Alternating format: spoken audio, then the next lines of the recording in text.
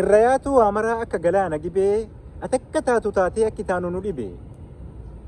Bara sanii nama keessaa nama turte rakkoo keessaa saba furte. Rasaasa sagaleetiin hollachiistee taankii jaraa Oromoo koo jirtuu jechuun onnachiistee onnee maraa. Hunda keennaaf afaan taatee nuuf dubbatte yaada garaa rasaasa keetti dhukaastee jalaa kutte haada dharaa. Gaachanaaf simboo keetiin namaa taatee dagalee kiilolee sagaleetiin sabaa taatee sagalee. Diina keetti geeraruun mataa bowwaafachiistee rasaasa jechootaatiin biyyee boraafachiistee. Akka gaangee saggaartee akka fardaa garmaamtee yeroo ati jirtuu jechuun uummata Oromoo waamte.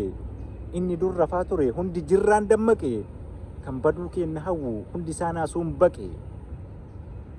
Akka kormaa barooddee akka leencaa bookkistee galmee goototaatiin ati gaafa soo'iste. Har'as iyyaafata waa'ee makee haasaya fakkiin kee guyyaa sanii nu keessa nanaannaya.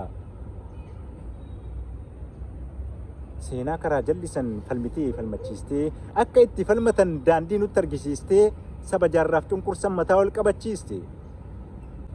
Osoo ormaafuu taatu wabii jireenya lubbuu hamaasitti raawwatee harkin sodaanne cubbuu erga addaan fagaatee kennaaf kan kee wal argaan barri seenaa barreessee naanna'ee dhufe waggaan. Ji'oota waggaa afurii yeroo torbanii hiru kan ati yaadatamne guyyaan tokkollee hin jiru. Garuu haga ammaan barbaanna yoom ifa baya jennee namaaf lafaa safuudha dhugaa kan keen arganne safuu.